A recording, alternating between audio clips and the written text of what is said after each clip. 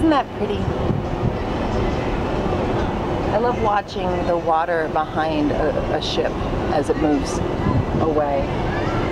And you see all that turbulence out there? You see the wake that's left behind this boat. That actually reminds me of another pointer for keeping your grades high. If you want to raise your grades, guaranteed, take a look back at your past and think about what's behind you.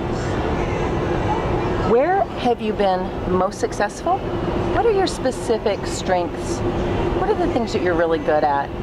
What are the classes where teachers have said, you know, you've got a natural ability at this? Maybe it's not been your favorite thing, or maybe there is something that you've really loved, but you haven't really fully explored yet.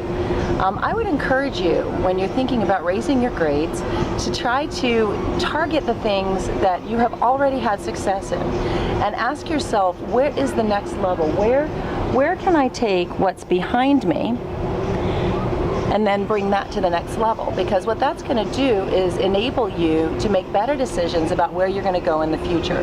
And what we want to do is to see you making decisions not just based on, you know, a friend recommends that you take a certain course, or your mom or your dad or another teacher comes along and says, hey, I really think you should do AP calculus.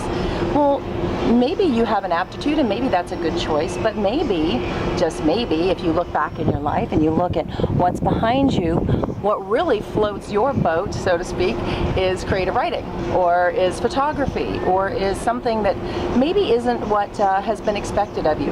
By the time you get into high school, and certainly even by 7th and 8th grade, it's not too soon to begin asking yourself, what is behind you?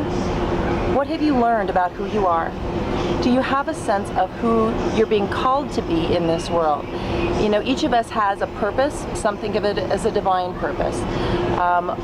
We have to remember that we're not just here, you know, by accident, and each of us has certain innate abilities. I've known that I like teaching for a long, long time.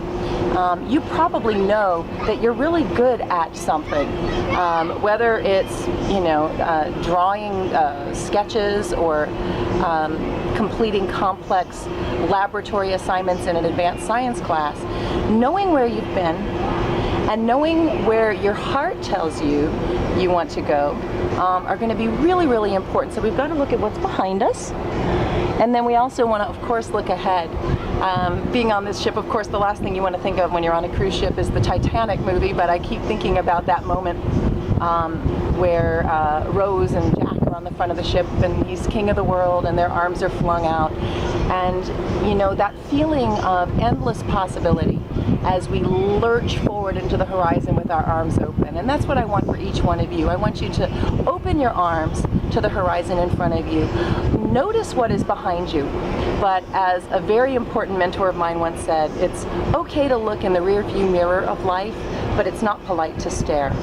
So if there's something behind you that you don't feel particularly proud of or happy about, that's okay. That's pretty much par for the course for most of us in this journey called life. But what you want to do is notice it, acknowledge it, learn from it, and then make decisions about where you're going to go from there based on that information. So to raise your grades, glance behind you. Where have you been? What are you good at? Target courses and target interests and activities that help you to find the real you.